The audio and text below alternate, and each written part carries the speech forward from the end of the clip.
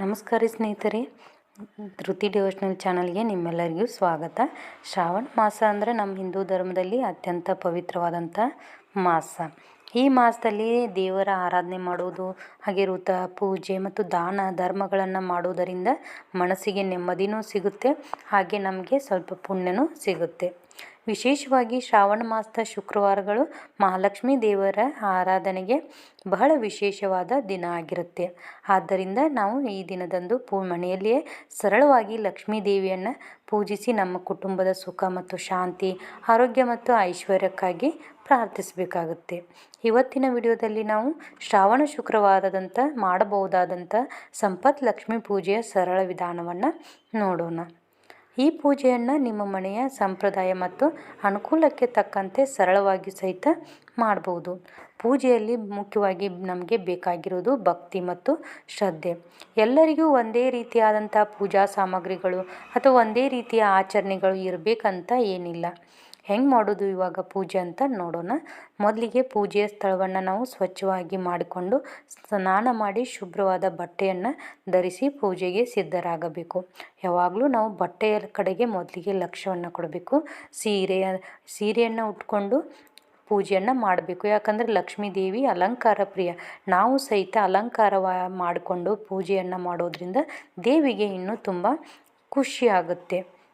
ಲಕ್ಷ್ಮೀ ದೇವಿಯ ಫೋಟೋ ಅಥವಾ ವಿಗ್ರಹ ಇದ್ದರೆ ಅದನ್ನು ಸ್ವಚ್ಛವಾಗಿ ಒರೆಸಿ ಅರಿಶಿನ ಮತ್ತು ಕುಂಕುಮವನ್ನು ಅರ್ಪಿಸಿ ಹೂಗಳಿಂದ ಅಲಂಕಾರ ಮಾಡ್ಕೋಬೇಕಾಗುತ್ತೆ.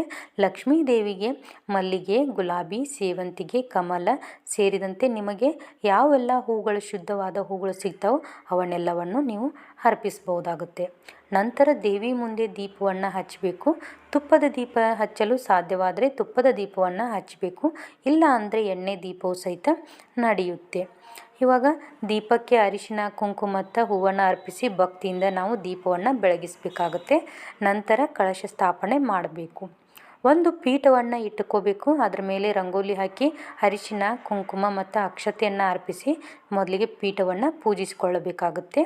ಪೀಠದ ಮೇಲೆ ಒಂದು ತಟ್ಟೆಯನ್ನು ಇಟ್ಟು ಅದರಲ್ಲಿ ಸ್ವಲ್ಪ ಅಕ್ಕಿಯನ್ನು ಹಾಕಿ ಅದರ ಮೇಲೆ ಕಳಸದ ಚೊಂಬನ್ನು ಇಡಬೇಕಾಗುತ್ತೆ. ಕಳಸದ ಚೊಂಬಿಗೂ ಸಹಿತ ನಾವು ಅರಿಶಿನ ಮತ್ತು ಕುಂಕುಮವನ್ನು ಹಚ್ಚಿ ಅಲಂಕರಿಸಿ ಶುದ್ಧವಾದಂತಹ ನೀರನ್ನು ಆ ಕಳಸಕ್ಕೆ ಹಾಕಬೇಕಾಗುತ್ತೆ. ಆ ನೀರಿಗೆ ನಾವು ಸ್ವಲ್ಪ ಅರಿಶಿನ, ಕುಂಕುಮ, ಅಕ್ಷತೆ ಮತ್ತು ಸಾಧ್ಯವಾದರೆ ಒಂದು ನಾಣ್ಯವನ್ನು ಸಹಿತ ಹಾಕ್ಬೋದು.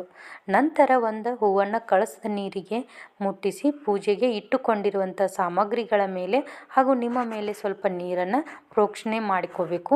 ಆಮೇಲೆ ಕಳಸದ ಮೇಲೆ 5 ಮಾವಿನ ಎಲೆಗಳನ್ನು ಅಥವಾ 5 ವೀಳ್ಯದೆಲೆಗಳನ್ನು ಸಹಿತ ಇಡಬಹುದು.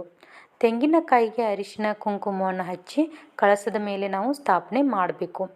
ಕಳಸವನ್ನು ನಾವು ಲಕ್ಷ್ಮೀ ದೇವಿಯ ಸ್ವರೂಪವೆಂದು ಭಾವಿಸಿ ಭಕ್ತಿಯಿಂದ ಪೂಜಿಸಬೇಕಾಗುತ್ತೆ.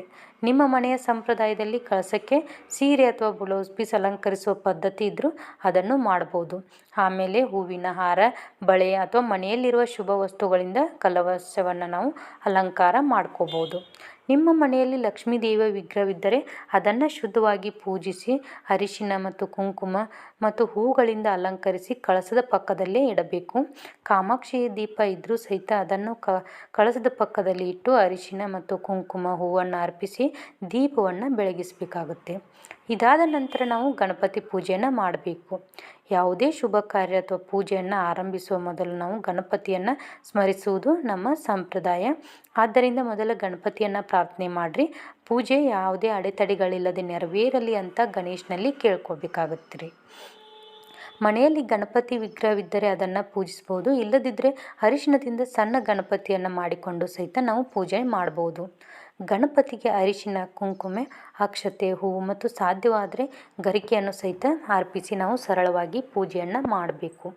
ನಂತರ ಧೂಪ, ದೀಪ ಮತ್ತು ಆರತಿಯನ್ನು ಬೆಳಗಿ ಗಣಪತಿಯನ್ನು ಭಕ್ತಿಯಿಂದ ಪ್ರಾರ್ಥನೆ ಮಾಡಬೇಕು. ಆಮೇಲೆ ಓಂ ಗಂ ಗಣಪತಯೇ ನಮಃ ಅಂತ ಭಕ್ತಿಯಿಂದ ಜಪಿಸಿ ನನ್ನ ಪೂಜೆ ಯಾವುದೇ ವಿಘ್ನವಿಲ್ಲದೆ ನೆರವೇರಲಿ ಅಂತ ಗಣಪತಿಯಲ್ಲಿ ಬೇಡ್ಕೋಬೇಕಾಗುತ್ತೆ. ಇದಾದ ನಂತರ ಲಕ್ಷ್ಮೀ ದೇವಿಯ ಪೂಜೆಯನ್ನು ಆರಂಭ ಮಾಡಬೇಕಾಗುತ್ತೆ. ಮೊದಲು ಕಳಸಕ್ಕೆ ಅರಿಶಿನ, ಕುಂಕುಮ, ಅಕ್ಷತೆಯನ್ನು ಅರ್ಪಿಸಿ ಲಕ್ಷ್ಮೀ ದೇವಿಯನ್ನು ಕಳಸದಲ್ಲಿ ಆವಾಹನೆ ಮಾಡಿಕೊಂಡು ಭಕ್ತಿಯಿಂದ ಪೂಜಿಸಬೇಕು. ನಂತರ ಲಕ್ಷ್ಮೀ ಅಷ್ಟೋತ್ತರ ಶತನಾಮಾವಳಿ ತಿಳಿದಿದ್ದರೆ ಅದನ್ನು ಸಹಿತ ಹೇಳಿಕೊಂಡು ನಾವು ಅರ್ಚನೆಯನ್ನು ಮಾಡಬೇಕಾಗುತ್ತೆ. ಅಷ್ಟೋತ್ತರ ಗೊತ್ತಿಲ್ಲದವರು ಸರಳವಾಗಿ ಓಂ ಶ್ರೀ ಮಹಾಲಕ್ಷ್ಮೀ ನಮಃ ಅಂತ ಭಕ್ತಿಯಿಂದ ಹೇಳುತ್ತಾ ಹೂ ಅಥವಾ ಅಕ್ಷತೆಯನ್ನು ಸಹಿತ ಅರ್ಪಿಸ್ಬೋದು. ನಿಮ್ಮಲ್ಲಿ ಕಮಲದ ಬೀಜ, ಕವಡೆ, ಗೋಮತಿ ಚಕ್ರ ಅಥವಾ ಇತರ ಪೂಜಾ ವಸ್ತುಗಳಿದ್ದರೂ ನಿಮ್ಮ ಮನೆಯ ಸಂಪ್ರದಾಯದಂತೆ ಅವುಗಳಿಂದಲೂ ಅರ್ಚನೆಯನ್ನು ಮಾಡಬಹುದು. ಮುಖ್ಯವಾಗಿ ದೇವಿಯನ್ನು ಭಕ್ತಿಯಿಂದ ಸ್ಮರಿಸುವುದು ಮುಖ್ಯ. ಕುಂಕುಮ ಅರ್ಚನೆ ಮಾಡಲು ಇಚ್ಛಿಸುವವರು ಕುಂಕುಮವನ್ನು ತೆಗೆದುಕೊಂಡು ದೇವಿಯ ಮುಂದೆ ಭಕ್ತಿಯಿಂದ ಅರ್ಚನೆ ಮಾಡಬಹುದು. ಅರ್ಚನೆ ಮಾಡುವ ಸಂದರ್ಭದಲ್ಲಿ ಮನೆಯ ಸುಖ, ಶಾಂತಿ, ಆರೋಗ್ಯ, ಸಂತೋಷ, ಕುಟುಂಬದ ಒಳಿತಿಗಾಗಿ ಬೇಡಿಕೋಬೇಕಾಗುತ್ತೆ. ಪೂಜೆ ಮಾಡುವಾಗ ನಮ್ಮ ಮನಸ್ಸಿನಲ್ಲಿ ಯಾವಾಗಲೂ ಒಳ್ಳೆಯ ಭಾವನೆ ಇರಬೇಕು. ದೇವರ ಮುಂದೆ ನಮ್ಮ ಕಷ್ಟಗಳನ್ನು ಹೇಳಿಕೊಂಡು ಅವುಗಳನ್ನು ಎದುರಿಸುವ ಶಕ್ತಿ ಮತ್ತು ಧೈರ್ಯವನ್ನು ಕೊಡಪ್ಪ ದೇವರೇ ಅಂತ ಬೇಡ್ಕೋಬೇಕಾಗುತ್ತೆ. ಅರ್ಚನೆ ಮುಗಿದ ಮೇಲೆ ಧೂಪವನ್ನು ಬೆಳಗಿ ನಂತರ ದೇವಿಗೆ ನೈವೇದ್ಯವನ್ನು ಅರ್ಪಿಸಬೇಕು. ನೈವೇದ್ಯಕ್ಕಾಗಿ ನಿಮ್ಮ ಮನೆಯಲ್ಲಿರುವ ಹಣ್ಣು, ಹಾಲು ಅಥವಾ ಮನೆಯಲ್ಲಿ ತಯಾರಿಸುವಂಥ ಸಿಹಿ ಪದಾರ್ಥಗಳನ್ನು ಇಡಬಹುದು. ಪಾಯಸ, ಕೇಸರಿಬಾತು, ಪೊಂಗಲ್ಲು ಅಥವಾ ನಿಮಗೆ ಸಾಧ್ಯವಾದಂಥ ಯಾವುದೇ ಸಾತ್ವಿಕವಾದಂಥ ನೈವೇದ್ಯವನ್ನು ದೇವಿಗೆ ಅರ್ಪಿಸಬಹುದು. ನೈವೇದ್ಯದ ಜೊತೆಗೆ ತಾಂಬೂಲವನ್ನು ಕೂಡ ಇಡಬೇಕು. ವೀಳ್ಯದೆಲೆ, ಅಡಿಕೆ, ಅರಿಶಿನ, ಕುಂಕುಮ, ದಕ್ಷಿಣೆ ಮತ್ತು ಬ್ಲೌಸ್ ಪೀಸ್ ಇಟ್ಟು ತಾಂಬೂಲವನ್ನು ಅರ್ಪಿಸಬೇಕು. ನಿಮ್ಮ ಮನೆಯ ಸಂಪ್ರದಾಯದಲ್ಲಿ ಸೀರೆ ಅಥವಾ ಬ್ಲೌಸ್ ಪೀಸನ್ನು ಕಳಸಕ್ಕೆ ಅಲಂಕರಿಸಿದ್ದರೆ ಪ್ರತ್ಯೇಕವಾಗಿ ಇಡುವಂಥ ಯಾವುದೇ ಅಗತ್ಯವಿಲ್ಲ. ಪೂಜೆ ಮುಗಿದ ನಂತರ ಮಹಾಮಂಗಳಾರತಿಯನ್ನು ಮಾಡಬೇಕು. ಕರ್ಪೂರದ ಆರತಿಯನ್ನು ಬೆಳಗಿಸಿ ದೇವಿಗೆ ಭಕ್ತಿಯಿಂದ ಆರತಿ ಮಾಡುತ್ತಾ ನಮ್ಮ ಕುಟುಂಬದ ಎಲ್ಲರಿಗೂ ಆರೋಗ್ಯ, ನೆಮ್ಮದಿ, ಸಂತೋಷ ಮತ್ತು ಸಮೃದ್ಧಿ ದೊರೆಯಲಿ ಅಂತ ಮನಸಾರೆ ದೇವಿಯಲ್ಲಿ ಕೇಳ್ಕೊಳ್ಬೇಕು. ಆರತಿ ಮುಗಿದ ನಂತರ ಕೈಯಲ್ಲಿ ಸ್ವಲ್ಪ ಅಕ್ಷತೆ ಮತ್ತು ಹೂವನ್ನು ತೆಗೆದುಕೊಂಡು ಮನಸ್ಸಿನಲ್ಲಿರುವಂಥ ನಿಮ್ಮ ಪ್ರಾರ್ಥನೆಯನ್ನು ದೇವಿಯ ಮುಂದೆ ಹೇಳಿ ಹೂವನ್ನು ಪಾದಗಳಿಗೆ ಅರ್ಪಿಸಬೇಕಾಗುತ್ತೆ. ನಂತರ ದೇವಿಗೆ ನಮಸ್ಕಾರ ಮಾಡಿ ಪೂಜೆಯನ್ನು ಪೂರ್ಣಗೊಳಿಸಬೇಕು. ಶ್ರಾವಣ ಶುಕ್ರವಾರದ ಪೂಜೆಯಲ್ಲಿ ಸಾಧ್ಯವಾದರೆ ಮನೆಯಲ್ಲಿರುವಂತಹ ಮಹಿಳೆಯರಿಗೆ ಅರಿಶಿನ, ಕುಂಕುಮ ಮತ್ತು ತಾಂಬೂಲವನ್ನು ನೀಡಬಹುದು.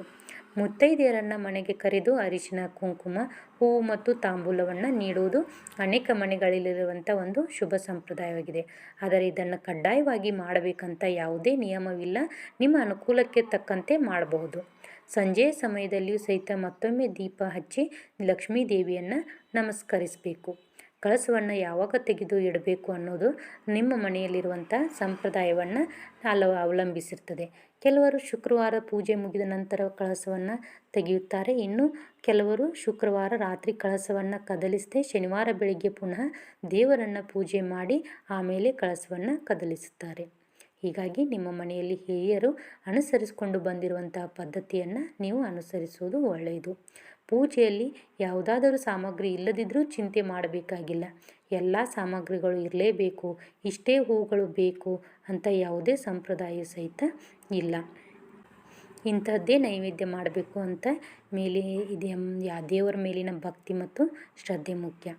ಶ್ರಾವಣ ಮಾಸದ ಶುಕ್ರವಾರದಂದು ಲಕ್ಷ್ಮೀ ದೇವಿಯನ್ನು ಭಕ್ತಿಯಿಂದ ಪೂಜೆ ಮಾಡಿ ಮನೆಯಲ್ಲಿಯೇ ಸಾಧ್ಯವಾದಷ್ಟು ಸರಳವಾಗಿ ಪೂಜೆ ಮಾಡುವ ಮೂಲಕ ದೇವಿಯ ಆಶೀರ್ವಾದವನ್ನು ಬೇಡಿಕೊಳ್ಳೋಣ. ತಾಯಿ ಮಹಾಲಕ್ಷ್ಮಿ ನಮ್ಮೆಲ್ಲರ ಮನೆಗಳಲ್ಲಿ ಸುಖ, ಶಾಂತಿ, ಆರೋಗ್ಯ, ಸಂತೋಷ ಮತ್ತು ಸಮೃದ್ಧಿಯನ್ನು ಕರುಣಿಸಲಿ ಅಂತ ಬೇಡಿಕೊಳ್ಳುತ್ತಾ ಇವತ್ತಿನ ಈ ಲಕ್ಷ್ಮೀ ಪೂಜೆಯ ಮಾಹಿತಿ ನಿಮಗೆ ಉಪಯುಕ್ತವಾಗಿದೆ ಅಂತ ಭಾವಿಸ್ತೀನಿ. ವಿಡಿಯೋ ಇಷ್ಟವಾದರೆ ಲೈಕ್ ಮಾಡಿ, ನಿಮ್ಮ ಕುಟುಂಬದವರು ಹಾಗೂ ಸ್ನೇಹಿತರೊಂದಿಗೆ ಶೇರ್ ಮಾಡಿ. ಇನ್ನಷ್ಟು ಭಕ್ತಿ, ಪೂಜೆ ಮತ್ತು ಹಬ್ಬಗಳ ಮಾಹಿತಿಗಾಗಿ ಧೃತಿ ಡಿವೋಷನಲ್ ಚಾನಲನ್ನು ಸಬ್ಸ್ಕ್ರೈಬ್ ಮಾಡಿಕೊಂಡು ಪಕ್ಕದಲ್ಲಿರುವಂಥ ಬೆಲ್ ಐಕಾನ್ನ ಒತ್ತಿ. ನಿಮ್ಮ ಮನೆಯಲ್ಲಿ ಶ್ರಾವಣ ಶುಕ್ರವಾರದಂದು ಯಾವ ರೀತಿಯ ಲಕ್ಷ್ಮೀ ಪೂಜೆ ಮಾಡುತ್ತೀರಂತ ನನಗೆ ಕಮೆಂಟ್ನಲ್ಲಿ ತಿಳಿಸಿ. ತಾಯಿ ಮಹಾಲಕ್ಷ್ಮಿ ಕೃಪೆ ನಿಮ್ಮೆಲ್ಲರ ಮೇಲೆ ಇರಲಿ. ಮತ್ತೆ ಮುಂದಿನ ವಿಡಿಯೋದಲ್ಲಿ ಸಿಗ್ತೀನಿ. ಸರ್ವೇ ಜನ ಸುಖಿನೋ ಭವಂತು.